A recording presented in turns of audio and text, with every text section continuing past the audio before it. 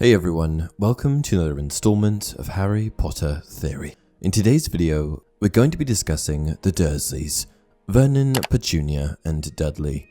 More specifically, we're going to be addressing their perceptions of the world of magic, and why their hatred of all things magical may actually be somewhat justified. Let's start right at the beginning with Harry's adoption. When Harry's parents Lily and James were murdered on October 31st, 1981, the decision was made that Harry would be raised by his Aunt Petunia and her family. This decision was made on the basis that Harry would be protected by the blood of Lily's sister, Petunia, so long as he called her home his own. Right from the get-go, the Dursleys were massively critical of Harry, largely because they associated him with the world of magic that they so loathed.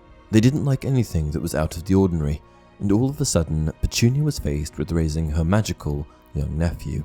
They never told Harry about how his parents died, never told him about Hogwarts, and they failed to even mention the magical world to him. They hid Harry's past from him because it pertained to a world that they hated, a world they wanted to pretend didn't exist. Don't get me wrong, the Dursleys hated magic in part due to their personalities, which certainly can't be justified, but in this video, I want to explore the possibility that, as a result of the negative impact that the magical world had on their lives, they were justified in hating it to a greater extent. Let's take a look at each of the things that happened to them and determine which may have contributed to a justified hatred towards all things magical. We're going to look at things from their perspective. Petunia's hatred of magic started young, very young.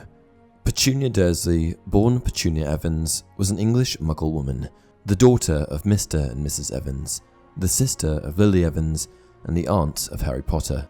Despite her obvious despicable nature, the cold-hearted, evil Petunia that we're introduced to in the books and films wasn't always so bad. Petunia and her sister Lily grew up in the town of Cokeworth, and as they grew older, Petunia's sister Lily began to show more and more signs of magical ability, where Petunia did not.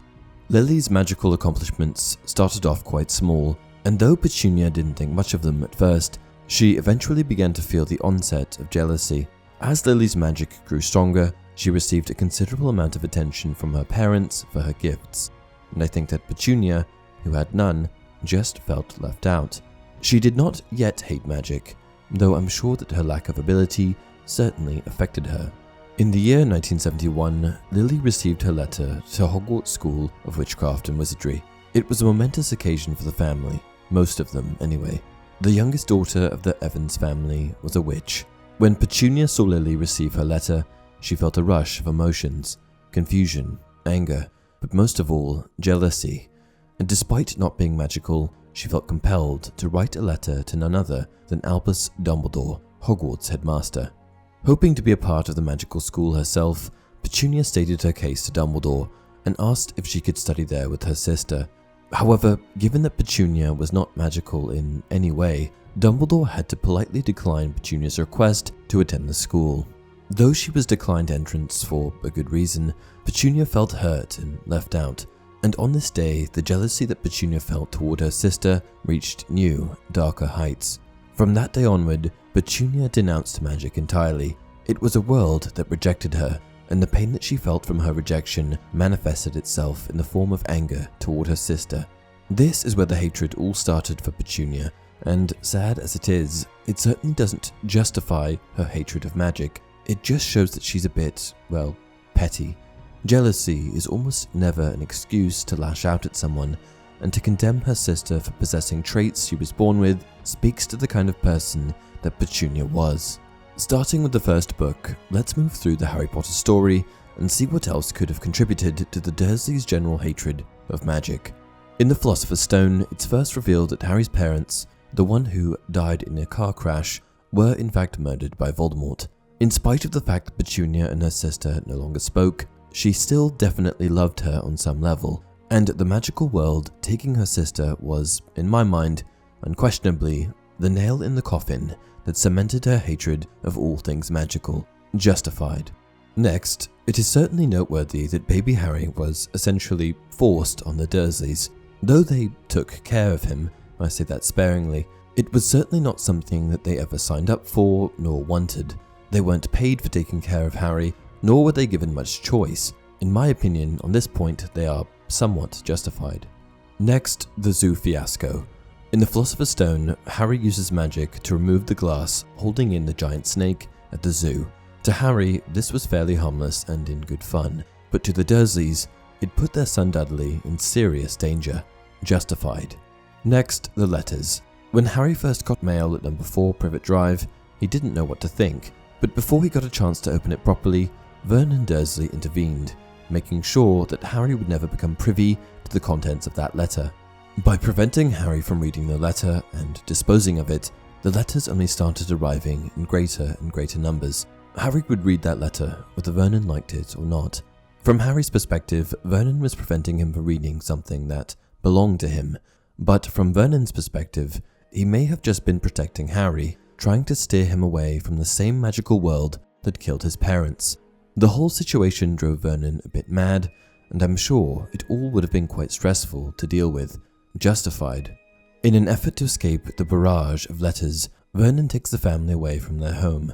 At this point, they meet Hagrid, and after only a brief exchange of words, Hagrid is already pulling out his wand, or umbrella rather, and giving their son a pigtail.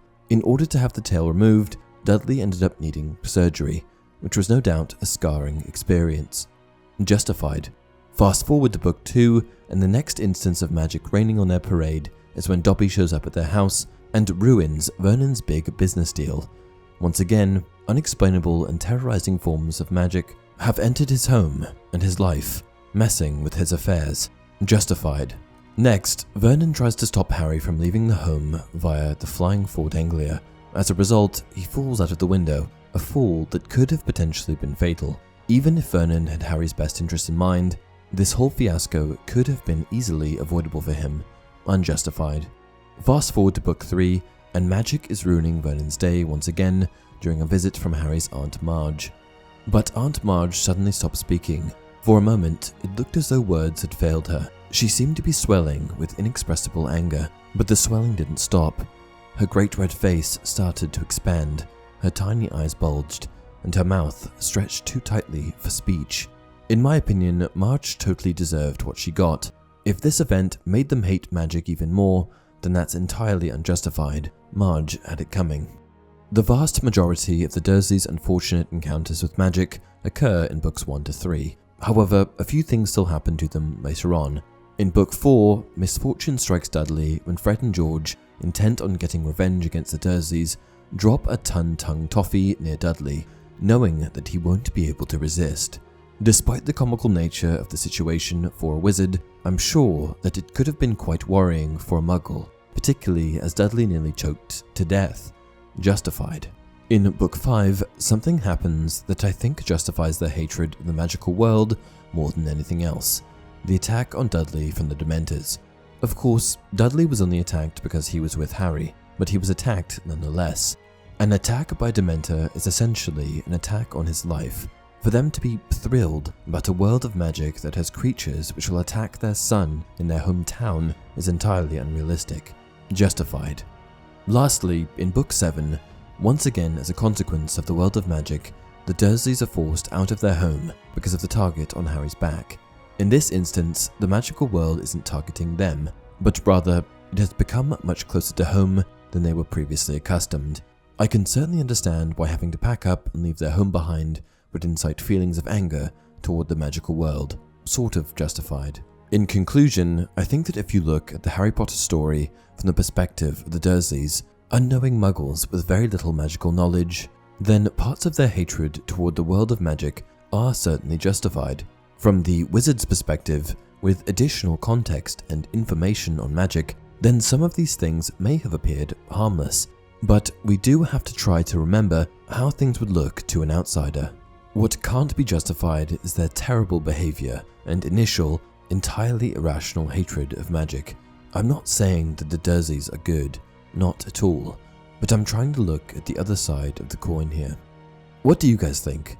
Were the Dursleys justified in their hatred of magic? A lot? A little? Not at all? Let me know in the comment section below. Until next time, I am not paying for some crackpot old fool to teach him magic tricks.